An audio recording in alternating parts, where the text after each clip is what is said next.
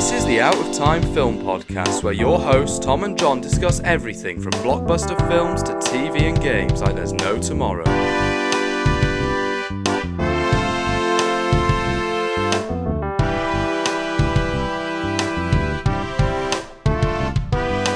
Hello and welcome to the Out of Time Film Podcast. My name is Tom and as always I'm joined by my co-host John, and this week we are talking about The Creator. Yes, the long-awaited film. Those who've been listening, we've been very excited about this for a long time since, they showed us the trailers. The crazy thing is that you don't hear about it, you don't see the trailer around the social media. Like, once you watch the trailer, you feel like, wow, this has really brought my attention. So excited to talk about it. It is a really, really interesting film to go through. Yeah, it's not something that a lot of people were exploding about online. It's not one of those blockbusters that everybody was talking about. It's kind of a bit more low-key, to the point where they weren't even showing it on the super screen at our local cinema. They were showing Saw and Expendables instead. And I guess, those are like bigger franchises. But, we saw this on a fairly small screen. And that's surprising, given that now that Dune is delayed, this is basically the sci-fi movie of the year. Like, there's not really going to be much else that's going to contend with it. Yeah, and that's really surprising because Dune was such an incredible film directed by Denis Villeneuve, and he really brought that sci-fi aesthetic from the book into the film, and he was really passionate about it. And the strange things, it just got delayed because of the writer strikes, and now the writer strikes are ended, so I'm guessing we have to wait a few months, a little bit more, a few months in that. But that one was probably delayed because of the actor strike more than the writer strike. Yeah, because they need those actors to be promoting the movie. So I think hopefully it is a very stacked cast when you're going to promote. Exactly. Yeah. I remember a load of people saw the first Dune because they thought that Zendaya was going to be a big part of it because she was quite prominent in the marketing, and then she's in the movie for like 3 minutes in total. Oh my god, I remember the outburst. Went to see Dune, and then I remember saying like Dune was like the longest, shortest film ever because I wanted more. And then when Zendaya came in at like the final moments in the film, I was like, it's going to be the start of something. Oh my God, are we going to get somewhere in this film? And then it just ends. And I'm just sitting there just like, oh, great. Yeah. Yeah, it was such an odd ending, but we're not here to talk about Dune. We're talking about The Creator. And I think it's actually a good jumping off point talking about long movies. But before that, full spoilers ahead for anyone who hasn't seen it. Full spoilers. Briefly explain the plot of The Creator for those who haven't seen it. As a future war between human race and artificial intelligence rages on, an X-Force agent Joshua is recruited to hunt down and kill the Creator, the elusive architect of the advanced AI. The Creator has developed a mysterious weapon that has the power to end the war and all of mankind. As Joshua and his team of elite operatives venture into enemy-occupied territory, they soon discover the world-ending weapon is actually an AI in the form of a young child. Fantastic. So, I kind of want to start off about this movie.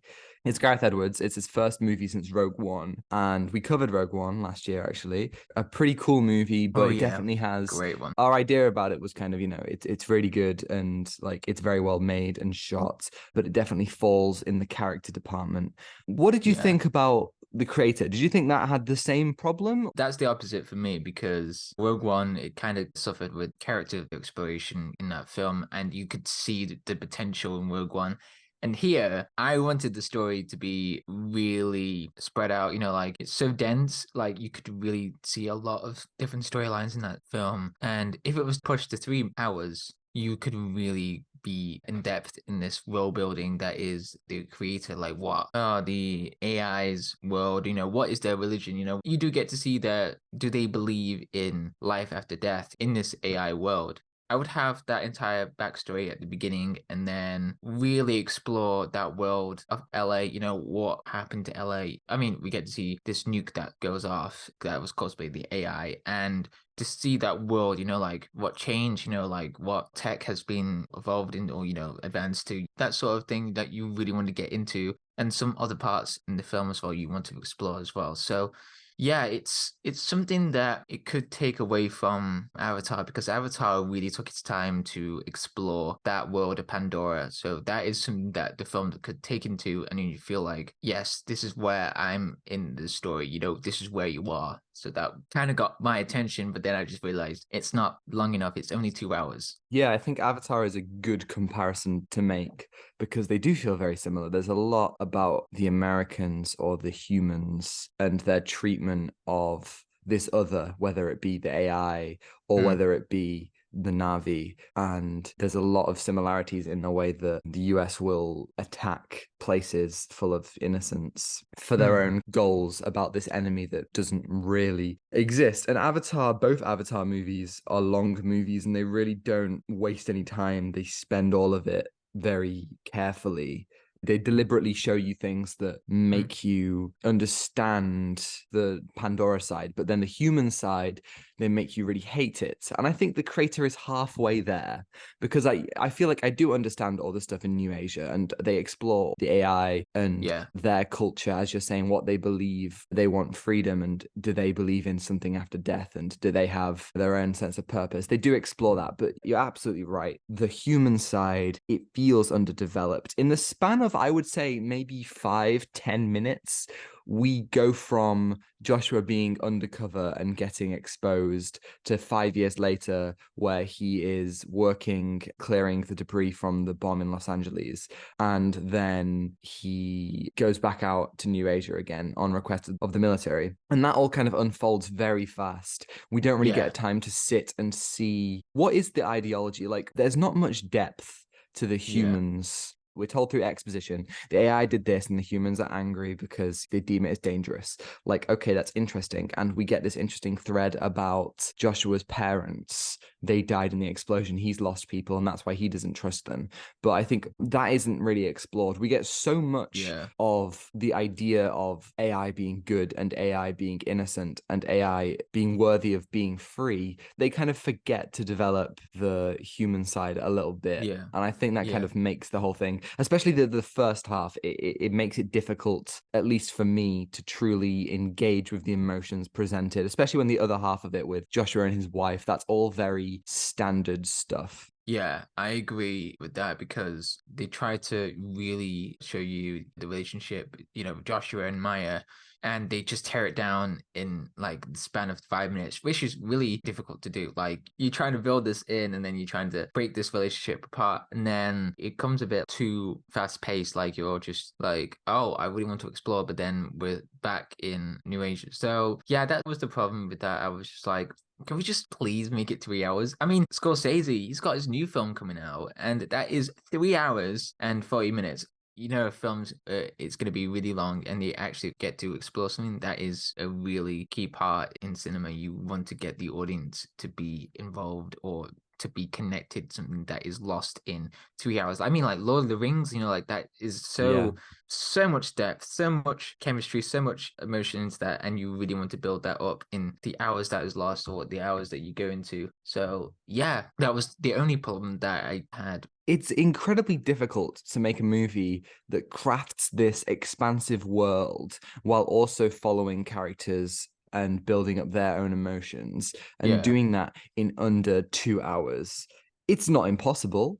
I think about the original Star Wars. It's just on the cusp of over 2 hours long, and that does it pretty perfectly. But you think about Lord of the Rings, you think about Avatar, you think about any movie that needs to build this world, whether it be a dystopian or whether it be something completely different, removed from Earth. You need time to establish the world and the lore, but you can't sacrifice character. And I think that the problem that this movie has is that, especially in the first half, it doesn't know whether to focus on character or world building. And it would benefit from another half an hour, another 45 minutes to flesh out all of those things. Yeah. What you say about Joshua and Maya is very, very correct, because you don't really get to see their relationship before it falls apart. And then throughout the movie, we get to see their relationship in flashback. So by the end, you believe in that relationship. But that means that you start the movie off on a very different footing. you're unsure about the relationship, and then it falls apart, and then you get to explore those relationship in the flashbacks that the film utilizes, which is a really interesting thing. Though they just show you the flashbacks, but then you really understand that relationship, what Maya went through and their discussion between, with their families and stuff and the world that they're living in. And again, I wish there was more flashbacks. Like, it could really add more emotion and, again, world building. But let's talk about what really got me into the film. It was the world building, but it was also the aesthetics of the world. Let's take it back to Alien. So Alien, when you watch the film, it's got this old futuristic setting, like it is in the future, but it's got this old computers and stuff. That's exactly like in The Creator, you get to see, it was like at the beginning, you were like playing on old film. It was really interesting where they added a bit of the past into the future as well. Like It felt like Fallout. It Yeah, reminded me of Fallout. We were Fallout, the exactly talking game. about Fallout before the film started. And the interesting thing is that the film really utilizes that in some scenes as well. There was one scene that I absolutely loved. It was kind of also giving us this reinforce, this exposition. It was playing Claire de Lune, and it was talking about the war between AI and human. And it was showing us news and showing us like different things about what AI has done. It's kind of interesting where the film goes as well with AI, what the scariest thing it can do as well. One thing that I saw was this thing called, it's like donation something, but like you can get your face scanned and then you can put that on an AI's body. And that is scary. Like, that is so relevant what happened today, with actors getting scanned and they're not in the films. Yeah, that is really scary. And what I think, I mean, the film looks great. It's a very well shot movie. I didn't expect any less from Gareth Edwards, especially, when you consider Godzilla and Rogue One. Like, he really has a great sense of scale, and the small ways that he builds the world in that second half are really effective. But the whole idea of the movie tackling AI was something that was really fascinating to me, because I'm somebody who, I am a bit afraid of AI and what it could mean, and all the implications it could have for art and some of the ways people are using it. I just don't agree with that stuff. But then what this movie kind of, the ideas that it gives you, it takes some of those scary things, but it tackles it from a sympathetic perspective, where it asks you, what does it truly mean to be alive? Aren't these beings also alive? Don't they also deserve their own life? And can't they also feel emotions and feel love? And that's so well defined through Alfie in the movie, who is the child that Joshua kind of becomes this father figure for. And I mean, this kid, this is Madeleine Yuna Voyles. I hope I'm pronouncing that correctly. She was just incredible. Like, this kid is so talented. And the final moments of the movie, and indeed throughout the movie, she sells it so well. This kind of feeling of understanding that she's being hunted and she's hated by so many, but also at the end of the day just wants to live and just wants to be a kid. The final shot of the movie is Alfie looking around and through her tears laughing. And that's so human. That is the most human emotion I can think of.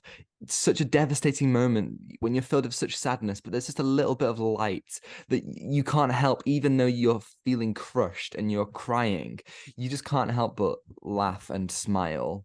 And I think those two things, it reminds me of Inside Out, this idea of sadness and happiness being able to work together, emotions not being binary. I love that idea, and it makes me think a little bit differently about AI and, this idea that robots could become a part of society. We don't have to treat them as the thing that's going to drop a bomb on us and kill us all.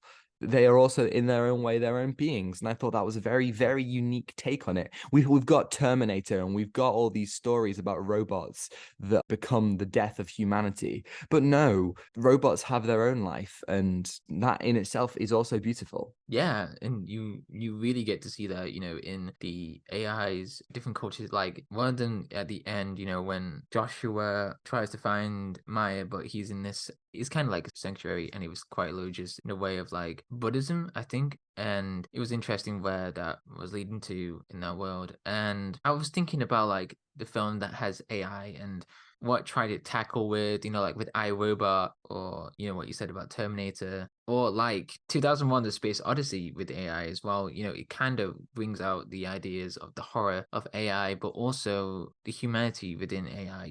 Is the humanity there if we build AI? That's an interesting thing. Does it learn from our emotions, and does their emotions reflect on us or that? And it's interesting because I played a game called Nier Automata, and it was talking about this war between androids and robots. And the one thing that we're obsessed with was humanity. So it's kind of like humans can't live without AI, and then AI can't live without humans. You get to see that in the exposition at the beginning, like AI taking jobs, but also what they're going to do if AI just completely gone or wiped away from the face of the earth, and what they're going to do. So it's like this question, with AI. So it's kind of scary when you think about that. And one of the great things about this film, I thought, was Joshua's character development and his arc. How does he learn about AI? And he realizes that Alfie is this copy of his son, like when Maya was pregnant in the backstory. And when I was watching the trailers, like what they're gonna do with this twist on this. And at the beginning, I realized, oh, she's pregnant, and it kind of gave me like this bit of a foreshadowing, like I wonder what they're gonna do with that. And I thought that was kind of played really well, and it kind of extends to his character arc. Like what would you do if there was a copy of your child? And it's kind of scary as well. You just realize this is an AI, but you're not too sure. You have this emotional connection, and it hits you at the end. His arc was completely to an end. He sacrifices himself to blow up the Nomad spaceship, and he comes to terms with Maya, and they reunite. And it's a very short scene, but I thought that was really impactful. With Hans Zimmer's score, it was called True Love, and that music swelled in, and they embraced together, and I thought that was just so impactful. It's kind of poetic as well. He's kind of the creator, really. He's created to destroy this nomad in order to create freedom for the AI, or all of that. He comes to terms, with AI in that end. It shows really well, and I thought that was just really magical. At the end, he comes to terms with that with Maya. So yeah, I teared up. I was just like, wow, this is Yeah, great. there's Yeah. a really great bit where he sees her at the sanctuary and he can't speak to her, but he says, I was wrong about them not being able to feel, about them not being real. Because what the movie the whole time tells you is that they are real and that the emotions are real. And I think it's so beautiful that, I mean, we've got this amazing Hans Zimmer score. He always delivers, and the score is really great. But you mentioned Claire de Lune earlier, and that playing at the end is just so impactful, because again, it's this beautiful piece of art about emotion and about all of these different feelings at once, and that playing as the AI feel this joy of freedom, and as the nomad is destroyed, and as the world almost gets a second chance to restart, and Joshua manages to find his love, and he admits his love for Alfie, and Alfie admits her love for him. And it's beautiful. It's so beautiful. And he says to her, I'll see you in heaven. And this is great conversation where they talk about heaven. And Alfie says, I can't go to heaven because I'm not real. And then it comes back later when Joshua has to deactivate Alfie, and she says, am I going to go to heaven? There are these questions of, what is real, and is AI, can it ever be real? And I think that the movie kind of argues that it does. And something that I thought it reminded me of was Blade Runner. This idea of the replicant. In this movie, we have the simulants.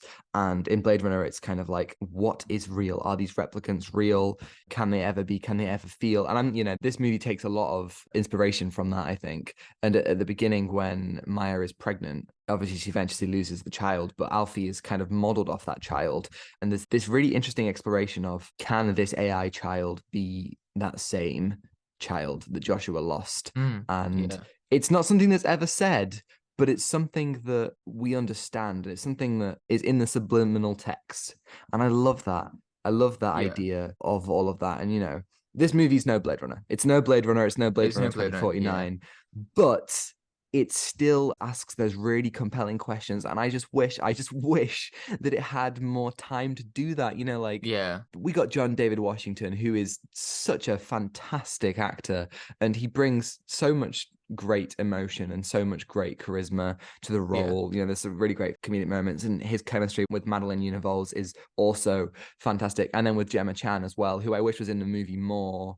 And you got Allison, Janney, and Ken Watanabe and Amar Chadha-Patel. Just fantastic actors all around. And I think that we just give me an extended cut, give me something, because I think that this movie Please, could yes. be. It's so close to being great, and this is a really good movie. It's just so very close to being great. It just needs Yeah. more time to It just cook with needs more all of time. these fantastic ideas. Yeah, there's some amazing concepts into the film. You're thinking, I know where the story goes, but then you feel like, I really don't know where the story's going. And that's really most interesting thing about, the film, that it's completely unexpected. And, you go into it and it just makes you questions about AI. And it's quite existential as well, like how we humans live with this existential question, and how do AI get to live with this question as well?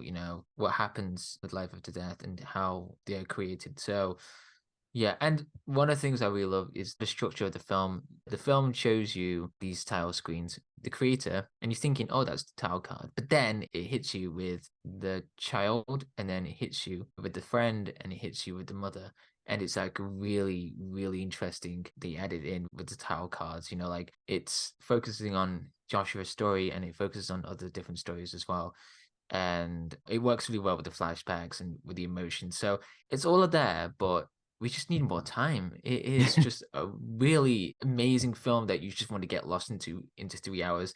I've been playing a lot of Cyberpunk 2077, and I was like having a lot of reminders and your reflections about that game, because Cyberpunk 2077, it felt exactly, you were just completely immersed into this world. And if you've got more time in the creator, it can be an amazing film to show. Yeah, that is the creator. Yeah, one final point before we give our scores about those title cards as well. It's interesting because all of them pose further questions of, can AI be a child? Can AI be a friend? Can AI be a mother? In the same way that humans can. And I think that that's, again, all very interesting. And it's such a fascinating world that has been built here. And I feel like this is something that kind of has become a part of every conversation about every film we talk about. I don't think I want a sequel. I think that the story ends perfectly. Yeah. And I don't think that there is any, aside from, yes, I would like to see more from this particular story. I think it does what it needs to do, and it ends on such a beautiful note that I don't think there should be any call for a sequel. But who knows? I think at the end of the day, it does kind of work really nicely. What are you going to give the creator out of 10? I'm going to say 8, because it is a great film to go through. Again, if it was a longer film to show more than that, I would just give it a 9. So, yeah. Please do see The Creator. It's a really interesting film. So go see it for yourself. Yeah, I feel similarly. I'm going to go 7. I think that I agree with you. If it was longer, it would get into that 8-9 territory for me. But yeah, thank you everybody for listening. If you're listening on YouTube and you'd like to, you can like and subscribe if you want to see more. And if you're listening on Spotify, you can follow and give us a 5-star review if you think we're worthy. And next week we are doing Ahsoka, which is going to be very, very good. I'm really excited to get into some more Star Wars content. Like, that is nice. Oh, Yes. That's so much to talk about there. Yes. And you can send us an email at allsteinfilmpod@gmail.com. Let us know your thoughts on Ahsoka and ask us any questions, and we'll answer it right here on the podcast next week. And you can follow us on Instagram at allsteinfilmpod to see our incredible thumbnails from Zain Afzal, on Twitter for more thoughts from me, and TikTok to see edited clips, which are also on Instagram Reels and YouTube Shorts. One of our YouTube Shorts just hit 100K views. Thank you so much. That is incredible. That's never thought we'd hit that with anything, to be honest. When you showed me that in the cinema before The Creator, I was like, what are you going to show me? I don't know what you showed me. And then you showed me the 100,000. I was like, oh. You were stunned. But yeah, you can find links to all that stuff in the description below. Thanks to Jones-Meyer for the excellent theme, and Ronan Phillips for vocals as always. And I think that is everything. That is everything. Thank you for listening. Take what you're given. Give nothing back. Goodbye. Goodbye.